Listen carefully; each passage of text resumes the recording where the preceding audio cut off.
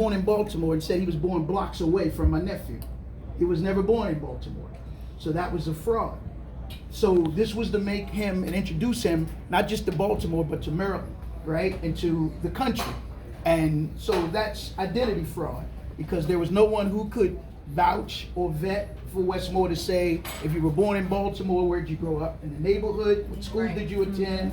Teachers, counselors, right? Not even a crossing guard. No one could vouch for this guy, Westmore. So it wasn't until recently when I knew and sat back on the information, because I like to see how deep the conspiracy went before I came forward and spoke. This Westmore was able to go into the prison, and normally you can't go to prison and visit someone unless you're doing ministry work or you have to have some connection to somebody up top to be able to go in and see my nephew. And he said he wanted to do a book, and he said to my nephew that he was from Baltimore, but he never provided any information to my nephew. So my nephew said, I've given you enough information about me, tell me about yourself. That was the end of the conversation. Really? So my nephew was, of course, tricked into going along with this book, thinking it might give him an appeal on his case, and he would maybe have a case similar to Adnan Syed right now, that he thought this was going to take place. And this Westmore, the synthetic fraud Westmore, was linked up to Oprah Winfrey. And Oprah Winfrey has a history of doing these kind of things. Yeah. And she did with James Frey, who wrote the book with James Fry, A Million Little Pieces, only to find out the book was all based on something fraud, right? Oprah's book. Kitty Kelly talked about that. To make a long story short, it was during the gubernatorial primary that it was, I think, John King Camp, who John King and Westmore also sits on the Robin Hood Foundation together, right? Which is created by George Soros, and you know the history of Soros.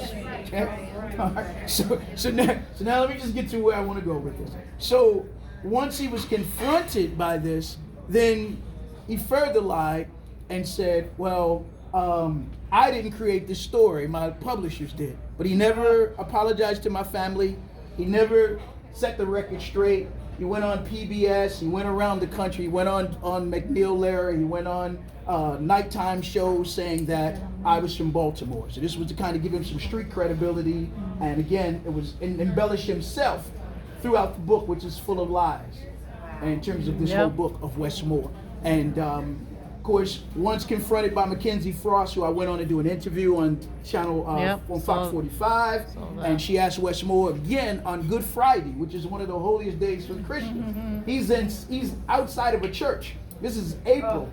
And she asked him, she said, now what part of Baltimore are you from? And he said, well, I was born in West Baltimore. And she said, what part? And he said, Waverly. And everybody who's from Baltimore know that Waverly is in East Baltimore. So he was still...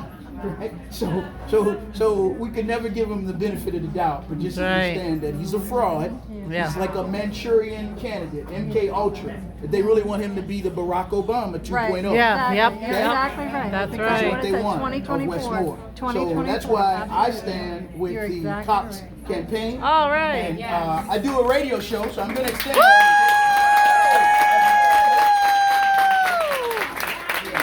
I do a live radio show.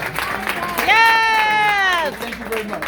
And you're welcome. My pleasure, my honor. And we'll talk more about this whole fraud Westmore and continue to expose it. My son actually graduated from Valley Forge just this past May. Yes. Oh, wow. I know. And one of the things that was really striking to me is for Westmore to run on these policies that we are systemically racist, Right. when he himself benefited from the system That's right. that trained him. Yes. He really, like, that Valley Forge Military College is one of the best Yes. military training, army training schools in the country next to West Point. Yes. And it's the only one that is actually very reputable to have early commissioning program, which means that my son graduated within 2 years as opposed to 4. So Westmore, Westmore actually lived in the same barracks, Yes. did Wow. the same PT, That's strange. had the same opportunities as my kid, That's right. and then as a result, he was paid to go to Johns Hopkins University and International Affairs, and Johns Hopkins is one of the most expensive schools in the country. Wow, wow. And but he earned it. He worked hard. He earned it. He benefited from it. So to now come and say that we are systemically racist, we're gonna tear this apart That's right. after he benefited from it. Right. It's just mind-boggling. It's mind-boggling because our system is the most generous system for everybody. Yes.